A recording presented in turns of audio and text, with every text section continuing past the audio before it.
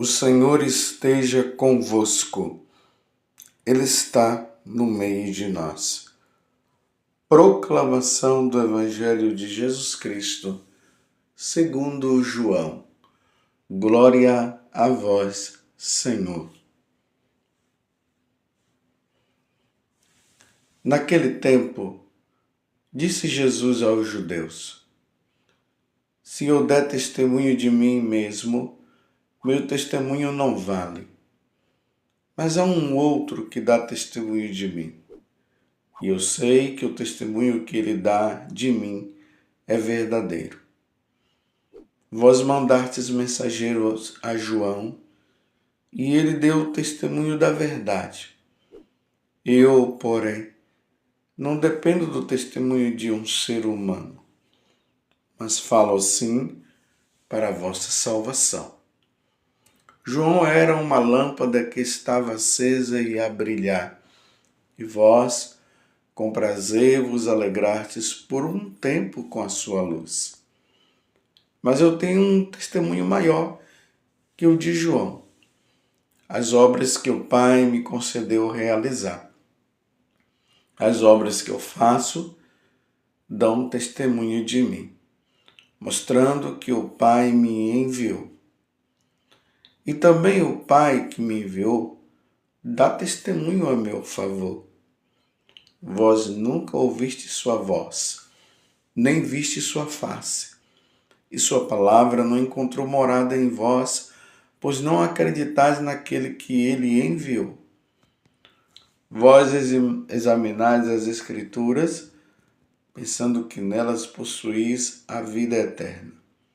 No entanto, as Escrituras dão testemunho de mim, mas não quereis vir a mim para ter a vida eterna.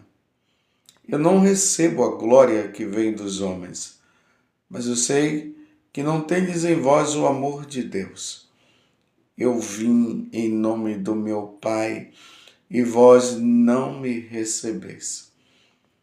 Mas se um outro viesse em seu próprio nome, a estes vós o receberias. Como podereis acreditar vós que recebeis glória uns dos outros e não buscais a glória que vem do único Deus? Não penseis que eu vos acusarei diante do Pai. Há alguém que vos acusa, mas no qual colocais a vossa esperança. Se acreditasses em Moisés, também acreditarias em mim, pois foi a respeito de mim que ele escreveu. Mas se não acreditais nos seus escritos, como acreditarias então nas minhas palavras? Palavra da salvação. Glória a vós, Senhor.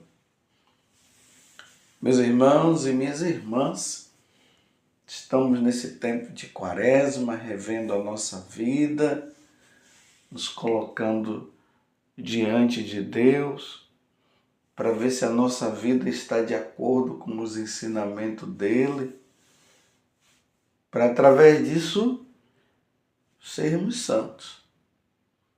E depois dessa santidade, que é uma luta diária constante conosco, ganharmos um dia a eternidade e estarmos com Deus no céu. No Evangelho de hoje, que é o capítulo 5 de São João, do versículo 31 até o 47, não sei se vocês estão percebendo que por várias vezes Jesus está falando a respeito do testemunho. Então vamos retomar para entendermos melhor. Jesus havia curado aquele paralítico. Nem o paralítico sabia quem tinha o curado. Depois ele sabe que é Jesus, ele vai falar para as autoridades religiosas daquele tempo, porque elas estavam preocupadas, porque na cabeça deles Jesus era um charlatão. dizendo ser Deus, curando as pessoas nos dias de sábado. E ali, já no primeiro diálogo que Jesus tem com aquele homem que foi curado, Jesus disse: olha, veja que você não peques mais, senão vai acontecer coisas piores.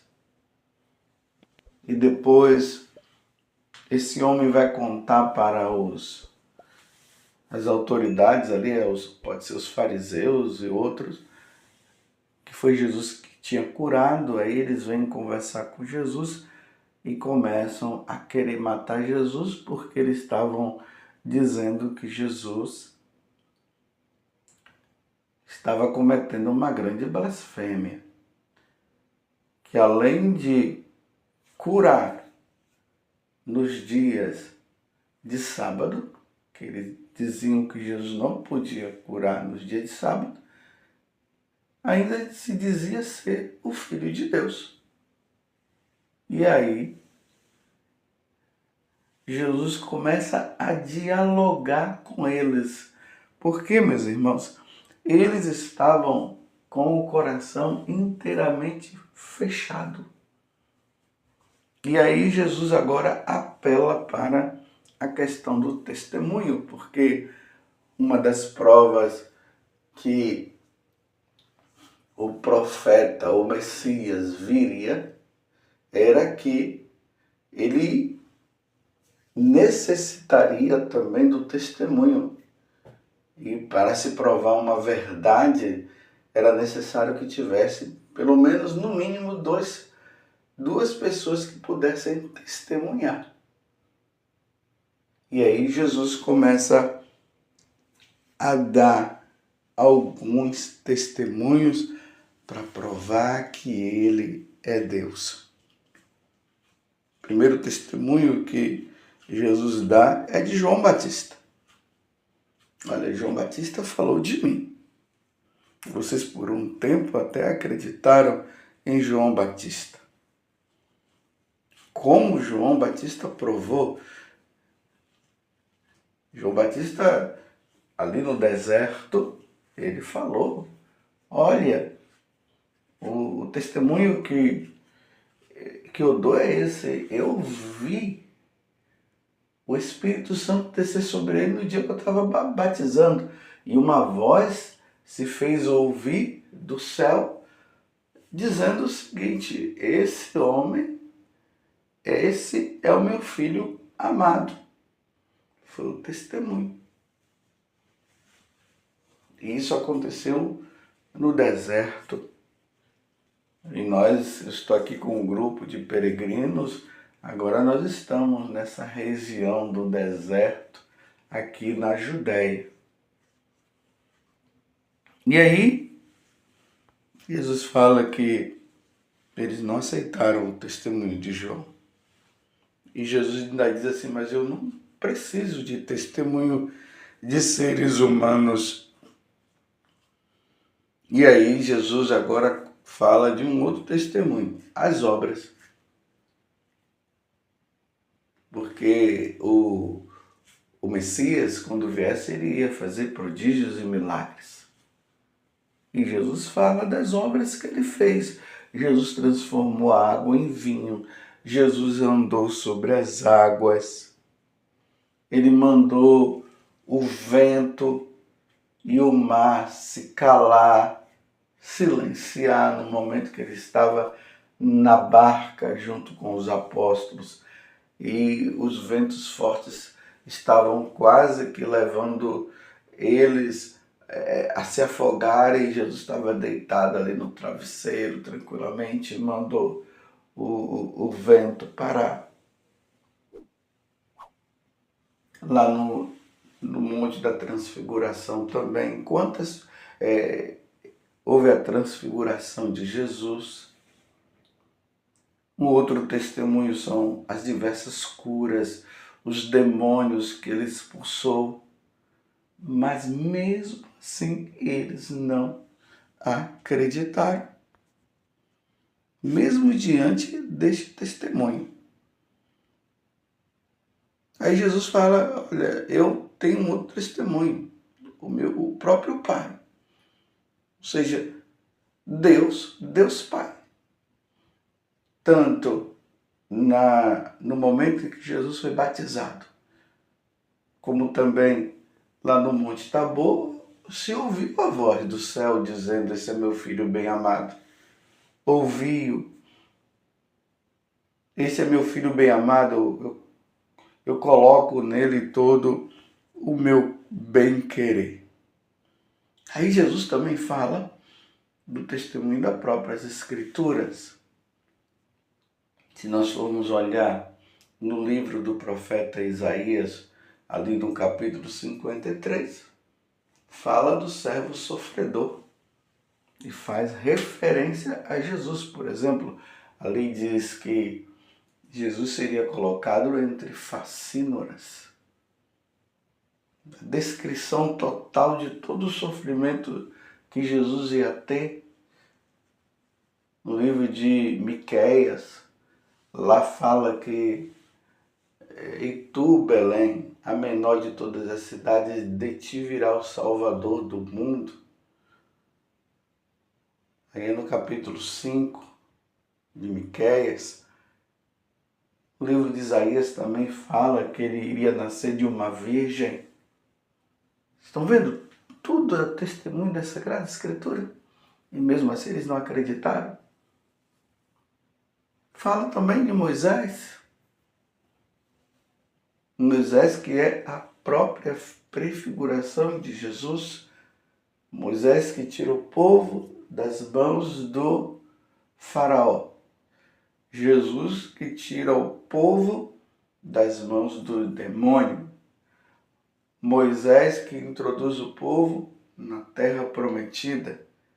Jesus que introduz o povo no céu, na pátria celeste. E Jesus está dizendo que, diante de todos esses testemunhos, eles continuam com o coração fechado. E Jesus deixa bem claro, uma vez que eles estão com o coração totalmente fechado, como é que a verdade vai entrar nele e como que eles vão se salvar? Você compreendeu o discurso que Jesus está tendo agora? E ele está provando, e os homens, as autoridades com o coração fechado e não querem abrir o coração de maneira nenhuma para Jesus. São os tempos de hoje, meus irmãos. O fechamento completo. Muitas e muitas pessoas não abrem o coração para nosso Senhor de maneira nenhuma, não querem saber de Jesus. Quantos milagres que Jesus fez.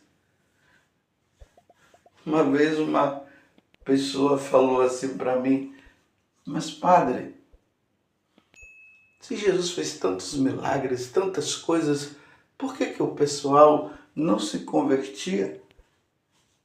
Os milagres já não eram suficientes? Eu disse: olha, nem os milagres fazem com que as pessoas mudem de vida. E é uma verdade. Eu não estou dizendo que todas.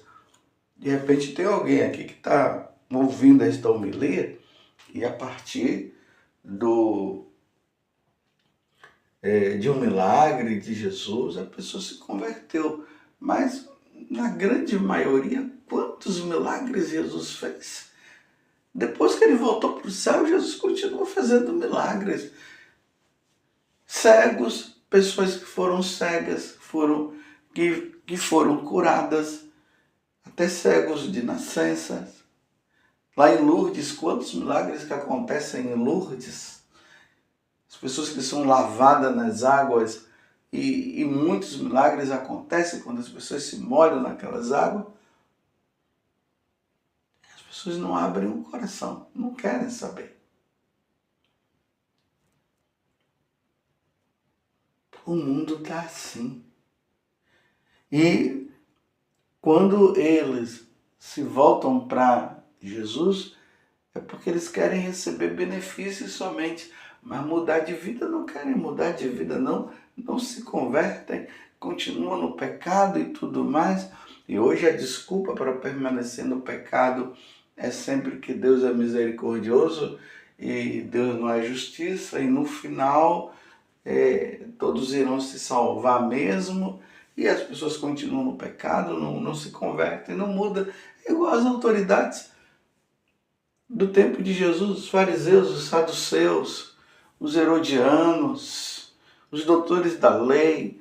Eles estavam com o coração totalmente fechado. E a questão é, quanto mais Jesus falava, quanto mais Jesus mostrava a sua divindade, aí é que eles ficavam com raiva. É a mesma coisa nos tempos de hoje. Quanto mais se apresenta Jesus, quanto mais se mostra a verdade, mas querem calar as pessoas que falam, os enviados de Deus. Quantas pessoas sendo perseguidas porque estão anunciando Jesus. E quanto mais se fala de Jesus, em vez de haver conversão, mudança de vida, eles ficam com mais raiva ainda.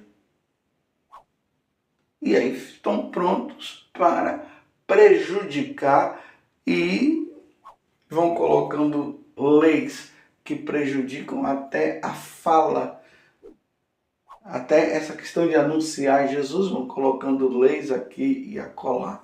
Imagina nos tempos de hoje as proibições que estão se tendo. E quantas proibições! Não se pode falar mais no nome de Deus, não se pode falar Deus te abençoe. Recentemente eu estava vendo uma matéria aí de uma escola que estava colocando a proibição de que os professores não podiam mais rezar o Pai Nosso e muito menos falar o Deus te abençoe. E aí vão fazendo isso, vão fazendo aquilo para abafar o nome de Deus, porque não querem saber de Deus, não querem saber de Jesus. E aí, meus irmãos, eu pergunto a você, a vocês, eu estou perguntando agora, depois, como é que vai querer se salvar? Como é que depois poderemos dizer, diante dessa sociedade, desse mundo que as pessoas estão querendo banir o nome de nosso Senhor Jesus Cristo, como é que nós podemos dizer que essas pessoas vão se salvar depois, se elas estão com o coração fechado? Pode ser que alguns, ali nos últimos momentos da vida, poderão até se converter, poderão até mudar de vida. E muitos, graças a Deus, dos últimos momentos mudaram, mas tiveram outros que não. E é preciso, meus irmãos, ficar bem claro isso. Muitos não irão se salvar. E é Jesus que diz isso quando ele fala a respeito da porta estreita e da porta larga. Ele diz a porta larga, que conduz à condenação. Muitos estão passando por esta porta. E a porta estreita, que conduz à salvação, são poucos. Então Jesus está deixando isso bem claro. Muitos se perderão, se condenarão, não se salvarão por estar com o coração fechado. Então nós católicos que estamos na caminhada, que compreendemos tudo isso, nós precisamos nesse tempo aí da quaresma e entrando pela Páscoa também, fazer penitência pela conversão dos pecadores, como Nossa Senhora falou em Fátima para os 3 pastorinhos, rezem pela conversão dos pecadores. E ela mostrou uma multidão no inferno para os pastorinhos. E eles viram, ficaram abalados e passaram a fazer sacrifício pela conversão dos pecadores, porque nem aqueles fariseus mudaram de vida. Louvado seja nosso Senhor Jesus Cristo, para sempre seja louvado, e a sua mãe Maria Santíssima.